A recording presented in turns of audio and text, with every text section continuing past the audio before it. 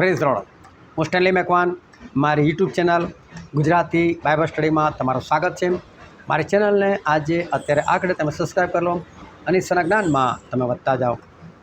ઇબ્રાહિમ એકવાર એક ઝાડ નીચે બેઠેલા હતા અને ઈશ્વર એમને દર્શન આપે છે.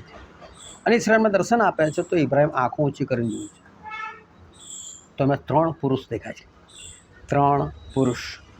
પણ બાઇબલમાં એવો શબ્દ છે અને ઈશ્વરે ઇબ્રાહિમને આ રીતે દર્શન આપ્યું અને ઇબ્રાહિમને 3 દેખાયા અને પુરુષો દેખાયા. શું 3 પુરુષો આપણા દેવ છે? શું પિતા પુત્ર પવિત્ર આત્મા આપણે કહીએ છીએ, શું આ 3 જણા હતા? શું એ સમયે પુત્ર હતો કોઈ? આ 3 જણ કોણ? શું 3 દેવ હતા કે એમાંથી 2 સ્વર્ગદૂત હતા? શું છે રહસ્ય એ જાણવા માટે આ વિડીયોને તમે આખો જુઓ.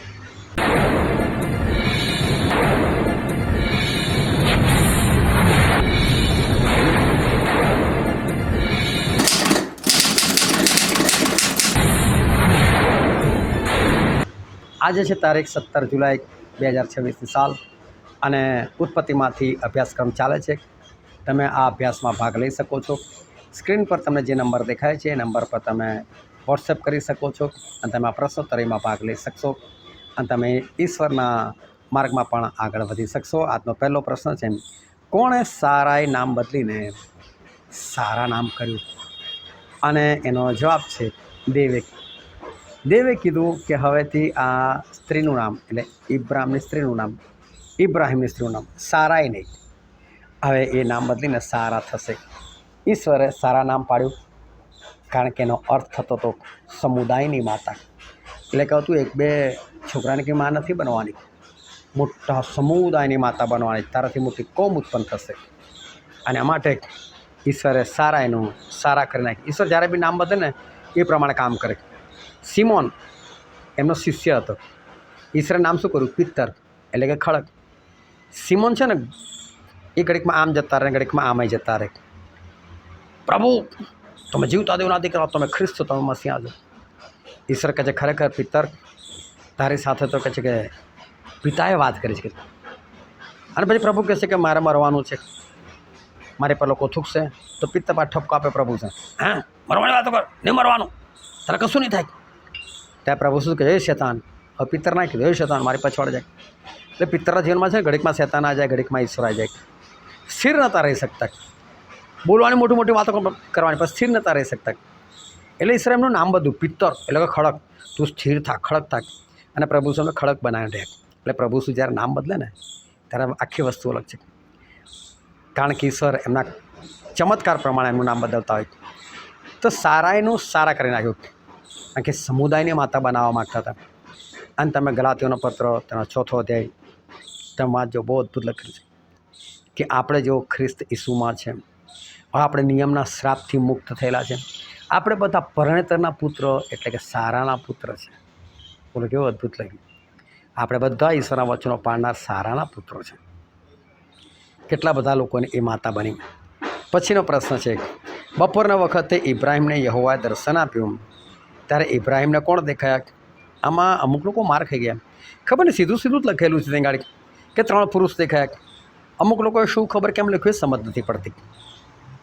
એક સીધું તો એ લખેલું જ છે કે 3 પુરુષ દેખાયા, તો ભાઈ શું ખબર કેમ આવે? પરંતુ અમુક લોકોએ જવાબની અંદર આ ભૂલ કરી નાખી. તો ઈશ્વર આપણા છે ને ત્રિએક પરમેશ્વર છે. હવે ત્રિએક પરમેશ્વરનો મતલબ હું તમને કહું કે ઈશ્વર શરૂઆતથી 3 છે. અને એટલે બાઇબલમાં ઉત્પત્તિ 1:26 શું લખ્યું? અને દેવે કહ્યું આપણે આપણા સ્વરૂપ પ્રમાણે. તો સ્વર્ગદૂતો નથી કહેતા, સ્વર્ગદૂતોનું સ્વરૂપ અલગ છે. એટલે તો પાંખો છે. માણસને થોડી ઈશ્વર પાંખો આપેલી છે. પછી ઈશ્વર શું કહે છે? હવે આ માણસ આપણામાંના એકના સરખો ભલું ભૂંડું જાણનાર થયું છે. ત્યાં આપણને ખબર પડે છે એકથી વધારે ઈશ્વર છે.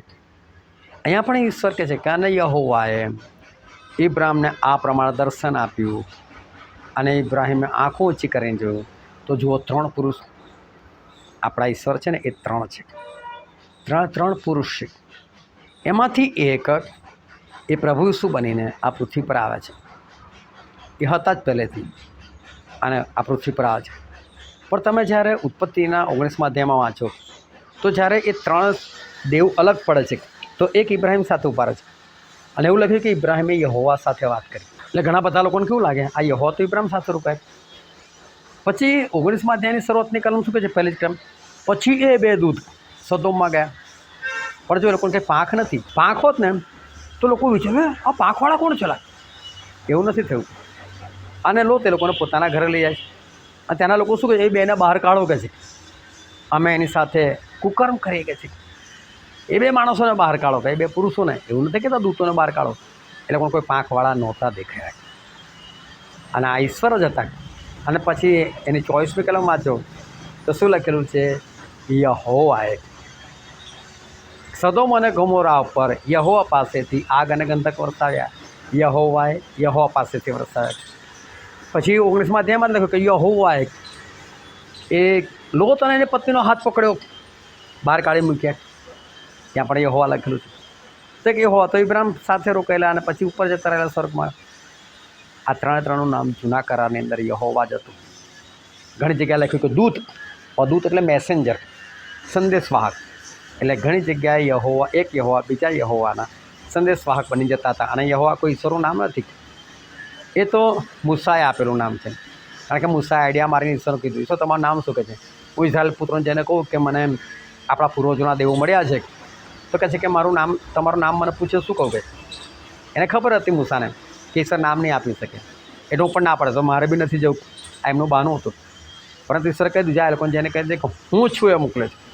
અને હું છું એટલે હિબ્રુ ભાષામાં યાહવે, અને યાહવેનું લોકો યહોવા કર્યું. અને ત્યાર પછી ઈશ્વર જ્યારે બી દર્શન આપ્યા ને તો કીધું હું યહોવા બોલું છું. એ વસ્તુ અલગ છે. પણ ખરેખર યહોવા એમનું નામ નથી. યહોવાનો મતલબ થાય છે હું છું. એટલે એવું ના સમજશો કે યહોવા નામ છે. તો તમે જ્યારે સ્વર્ગમાં જશો ને ત્યારે ઈશ્વરો ખરું નામ ખબર પડશે. એ નામ તો આપણા જીભથી લેવાના માટે યોગ્ય પણ નથી. એવું પવિત્ર ઈશ્વરનું નામ છે. અને પેલા માતા પરમેશ્વરવાળા નહીં માનતા કે ઈસુ ખ્રિસ્તની એક પત્ની પણ છે, પણ એવું કશું નથી. 3 પુરુષ જ છે. પછીનો પ્રશ્ન છે, તું પોતાનો જીવ લઈને નાસી જા, તારી પછવાડે જોતો ના, ને નીચાણમાં કોઈ ઠેકાણે રહેતો ના, તારો નાશ ન થાય, માટે પહાડ પર નાસી જજે. આવું કોને કહ્યું? અને આવું ઈશ્વરે લોતને કીધું કે લોત તું અહીંથી ભાગી જા કે છે, ભાગી જા અહીંથી કે છે. અને કે નીચાણમાં ન જતો, તું પહાડ પર જતો રહેજે. અને જો ઈશ્વર જેટલા લોકોને મોકલ્યા ને બચવા માટે, બધાને પહાડ પર જ મોકલાય. નૂનું વહાણ અરારાટના પહાડ પર જ થંભેલું હતું. ત્યાં એ લોકો બચી રહે. એ ત્યાં થંભી રહેલું, ત્યાં ચારે બાજુ જળ ફરેલો હતો. સતત કંઈ વહાણ તરતું નહોતું રહ્યું. એ તો અરારાટના પહાડો પર થંભી ગયેલું હતું. 220 દિવસ સુધી ત્યાં રોકાઈ રહેલું હતું. પ્રભુ શું બી કીધું કે જ્યારે ખ્રિસ્ત વિરોધ ઊભો થાય ને ત્યાં તમે જે યહૂદીયા મારો છો ને બધા કે પહાડ પર ભાગી જતો રહે. બચવા માટે પહાડ જરૂરી છે. ખબર નહીં સર કેમ એવું કહે છે, પણ પહાડ એ બચવાના માટે જરૂરી છે.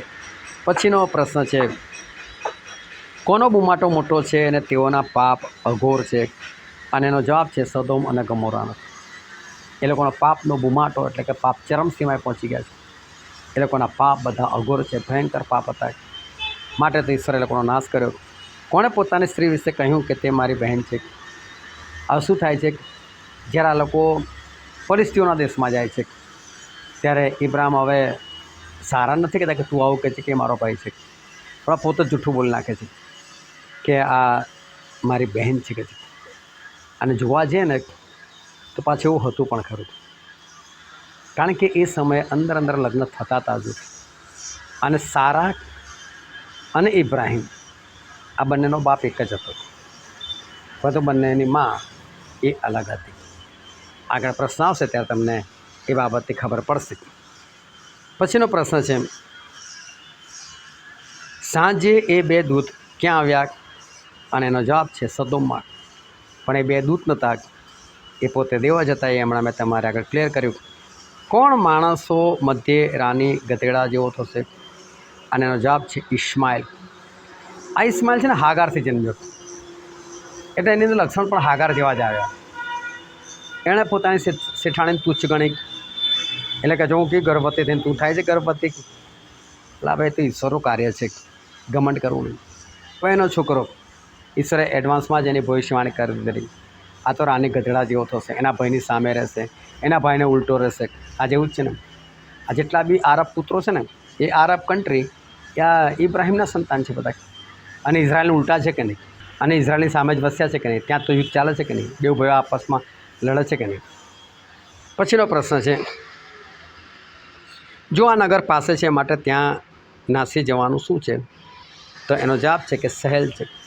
જો માણસોને છે ને હંમેશા સહેલું ગમતું હોય છે. ઈશ્વરે લોતને એવું કીધું તું પહાડ પર ભાગી જાગે, તો લોતો કે પહાડ જતા હતા કંઈ વાર લાગી જાય ને કદાચ આગ આવી જાય તો પણ નીચાણમાં જતો રહો કે છે. પ્રભુ કૃપાળો તો હા ભાઈ જાન ત્યાં જતો રહો, બચી જાય ને જા ભાઈ, અહીંથી તો ભાગ એકવાર. પણ તો ખરેખર ઈશ્વરે એને પહાડ પર જવાનું કીધું. એમણે માન્યું નહીં. માન્યું હોત ને તો કહાની કંઈક અલગ હોત, પરંતુ એમણે માન્યું નહીં. પછીનો પ્રશ્ન છે, કારણ કે લોકોને છે ને આ સસ્તું કરવું છે, સહેલું કરવું છે. ચર્ચ નજીક હોય ને ત્યાં લોકો જાય, પરંતુ ભલે કોઈ પાસ્ટર છે અને તમને ઈશ્વરના વચનો શીખવાડે છે, સત્યતાથી શીખવાડે છે, ભાઈ તમારે 2 કિલોમીટર કદાચ ચાલીને બી જવું પડે એવું હોય, છોડને નહીં જવું યાર. બધાને સહેલું સહેલું કરવું છે, અઘરું નથી કરવું. અને સહેલામાં છે ને હંમેશા મુશ્કેલી આવે છે. એના કરતાં ઈશ્વર જે કહે છે ને બધું આપણે કરવું જોઈએ. પછીનો પ્રશ્ન છે, કોણે કહ્યું કે મેં સાચા અંતઃકરણ તથા શુદ્ધ હાથે આ કામ કર્યું છે? અને એનો જવાબ છે અબીમેલેખ. હવે અબીમેલેખને ઇબ્રાહિમે પોતે કીધું, સારા આ તો મારી બહેન છે કે છે. તો કે તારી બહેન તો લાય મને મારી પત્ની બનાવવા દે. ઇબ્રાહિમ આપી પણ દીધી. સારાને પૂછ્યું તો કાંઈ એ મારો ભય જ છે કે છે. એટલે અભિમેલેખમાં પાપ નથી કે હું કોઈના પતિને મારીને એની પત્ની મારી કરી લઉં. એમને તો કોઈ બહેન છે તો પછી ગમે ત્યાં તો લગ્ન કરાવશે જ નહીં, હું કરી લઉં છું. પરંતુ ઈશ્વરે અભિમેલેખને રોક્યો, એ અભિમેલેખ એની પત્ની છે મોકલજે પાછી કે છે. એટલે અભિમેલેખ કહે છે કે મેં છે ને ઈશ્વર આ શુદ્ધ અંતઃકરણથી કામ કર્યું, મેં ખોટી દાનતથી કામ નથી કર્યું. ઈશ્વર પણ એને કહે છે હા બરાબર તે શુદ્ધ અંતઃકરણથી જ કામ કરું છું, જાણું છું. એટલે તો મેં તને પાપ કરતા અટકાવી દીધો કે છે, એને તને પાપ નથી કરવા દીધું. તું પણ બચી જાય, એને પણ બચવા દે. અને પછીનો પ્રશ્ન છે, સર્વસમર્થ હું છું, તું મારી સમક્ષ ચાલ ને પરિપૂર્ણ થા, એવું કોને કહ્યું? અને એનો જવાબ છે યહોવાએ ઇબ્રાહિમને કહ્યું.